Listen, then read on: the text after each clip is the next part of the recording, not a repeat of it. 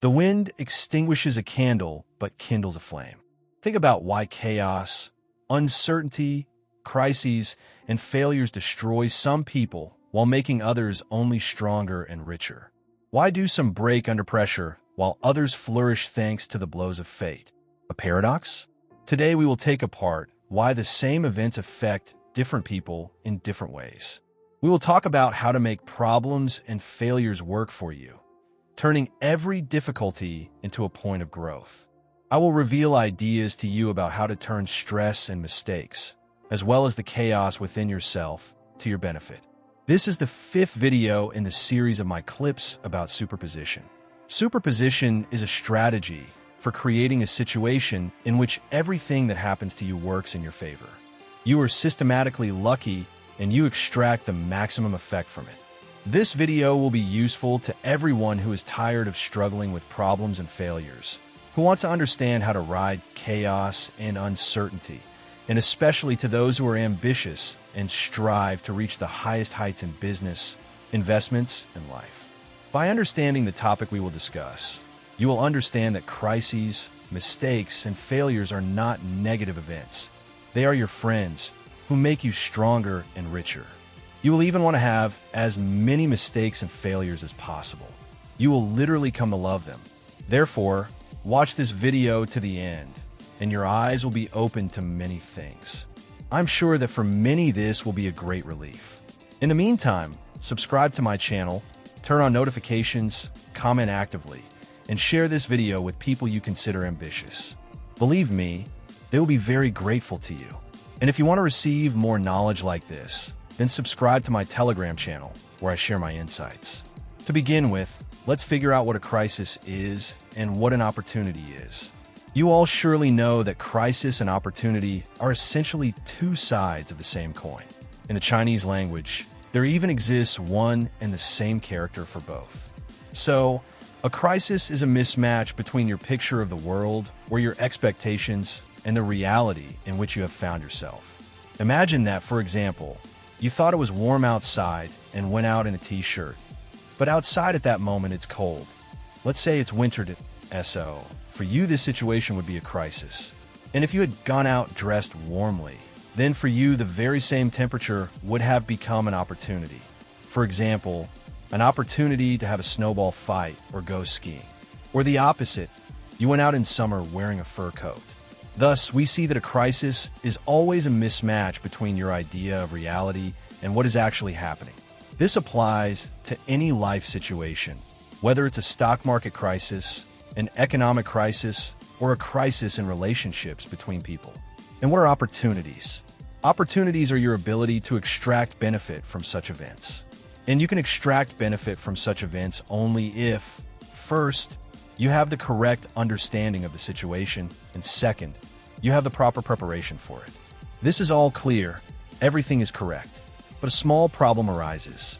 How do I make sure that I always have the right understanding of the situation? Here lies the main problem. Unfortunately, we cannot foresee or predict how events will unfold. What will happen in the next moment? Any environment, any circumstances have a dynamic nature. Everything moves quickly and everything changes.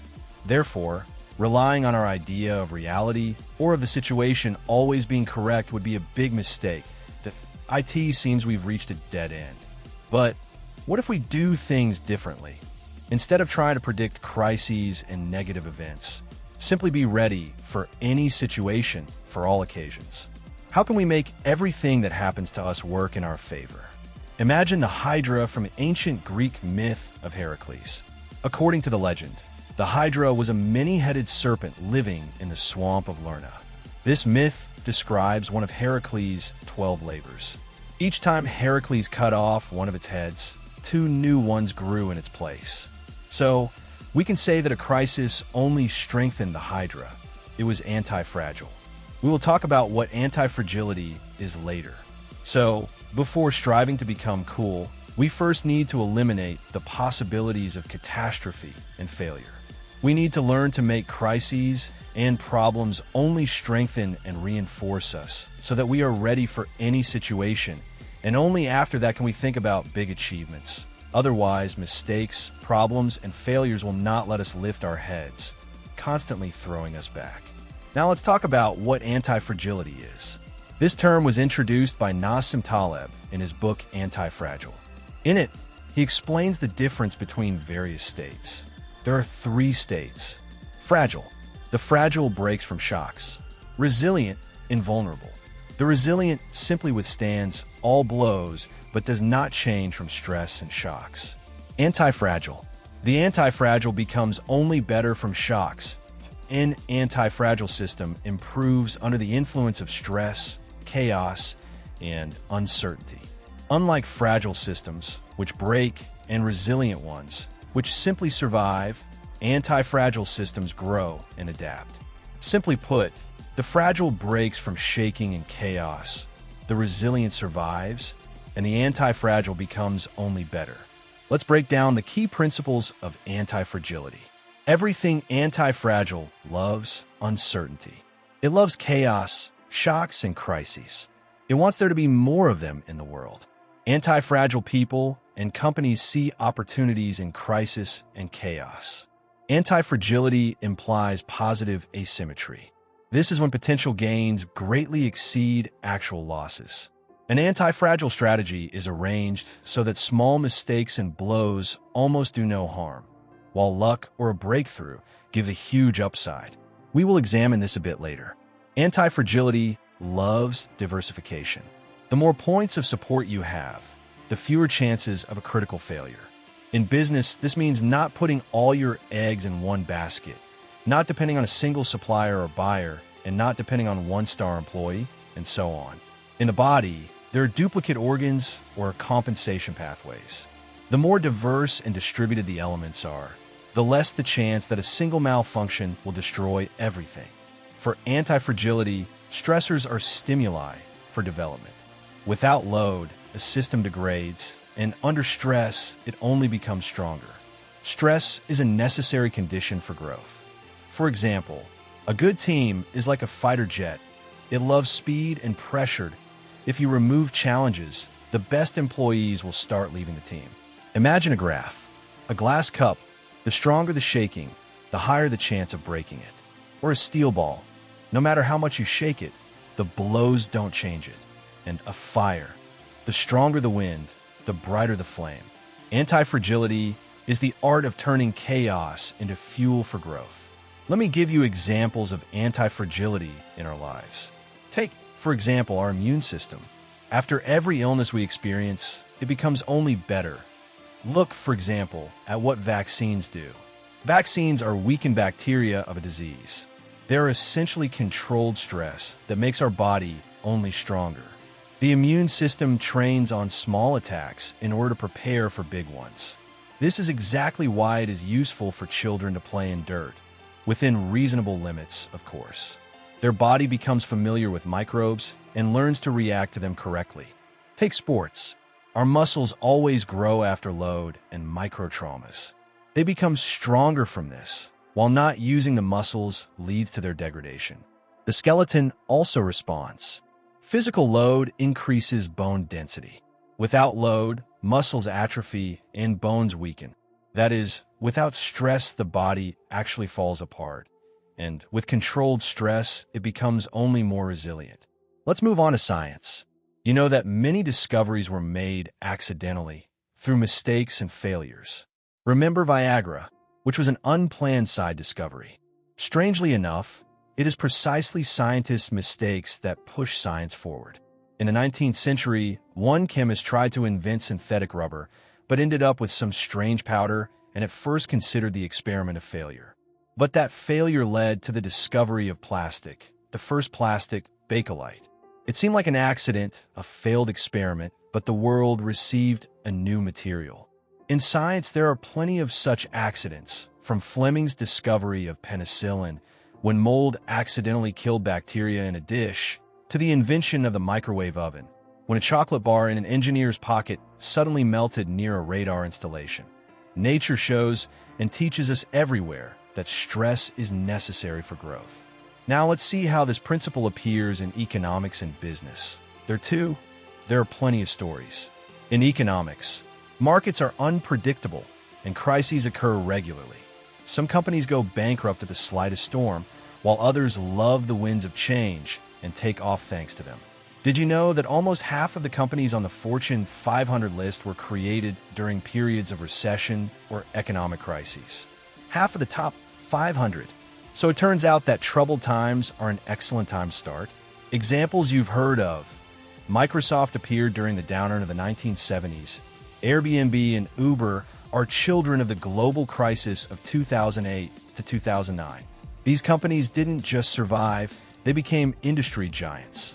And according to studies by Stanford and Vanderbilt universities, startups launched in crisis years have 12% more chances of reaching 7 years of age and grow in revenue 35% faster than startups of peaceful times.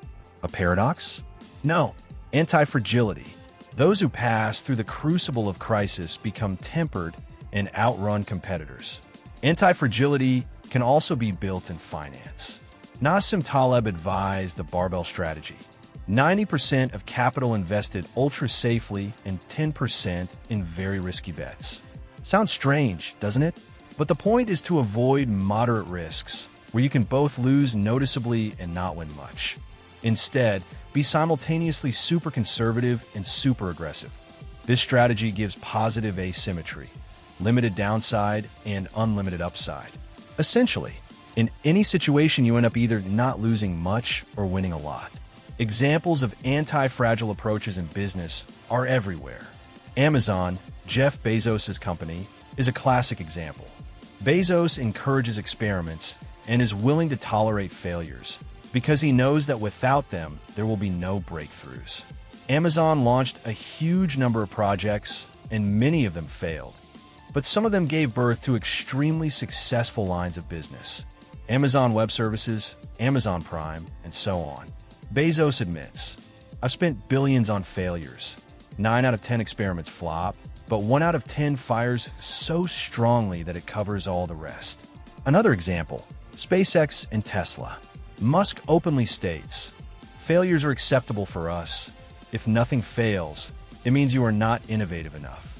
Anti-fragility appears not only in business. Take the history of cities. The Great Fire of London in 1666 destroyed 2/3 of the city, a huge tragedy. But after that, London was rebuilt with brick houses instead of cramped wooden ones, with wide streets. That is, it became less vulnerable to fires and epidemics. The city became stronger and safer thanks to this catastrophe. A question arises. How can we ourselves apply these ideas in our lives?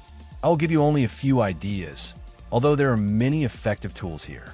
To become more anti-fragile in life or business, you first of all need to change your attitude toward mistakes, failures, and crises. Love them. Treat them as your assistants and necessary conditions for your growth. That be why avoiding them. You deprive yourself of opportunities.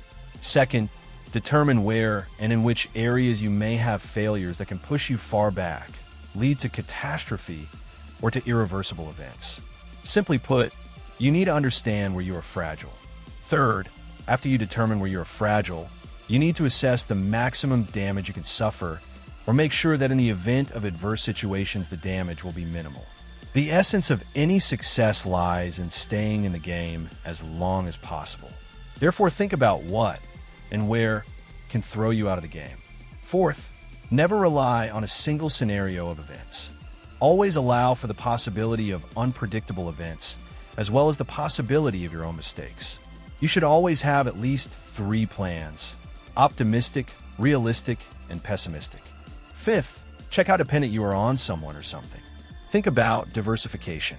And sixth, whatever you undertake, always strive to ensure that your risks and expenses are known and fixed in advance, while your profits or benefits are unlimited.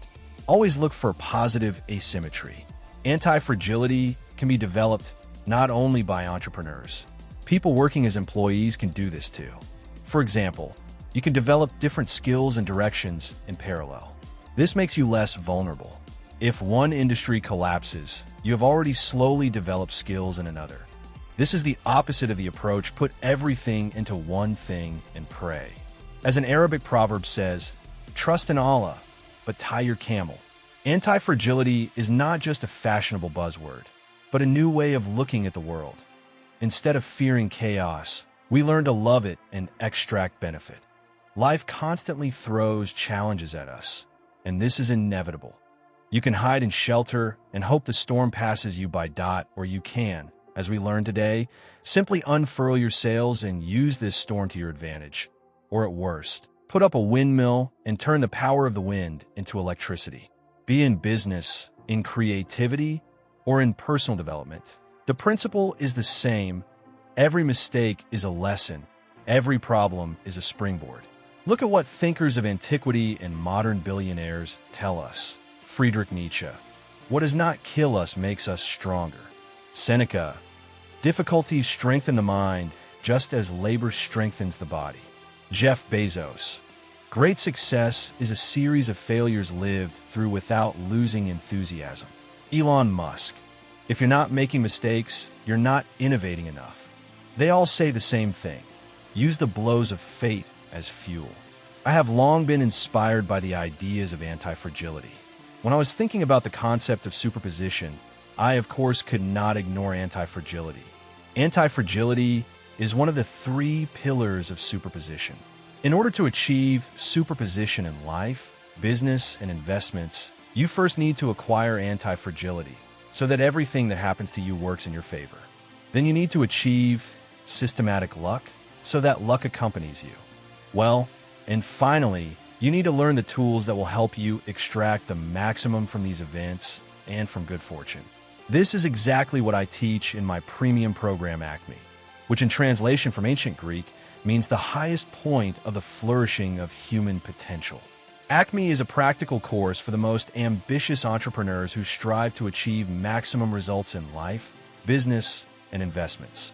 In it, we examine in detail the strategy of superposition and how to implement it in your life. If the ideas from this video resonate with you, the Acme program will become a logical continuation. You will not only understand how antifragility works, but will also integrate these principles into your life under my mentorship that I left the link in the description. Thank you for watching. If you found it useful and interesting, be sure to like the video and subscribe to my channel. We have many more episodes ahead about how to grow beyond yourself and achieve outstanding results. Share in the comments your own stories, which difficulties made you stronger, that I will be interested to read them. Remember, the world is full of unpredictability, but now we know that this is where our strength lies. Be anti-fragile, and see you in the next video.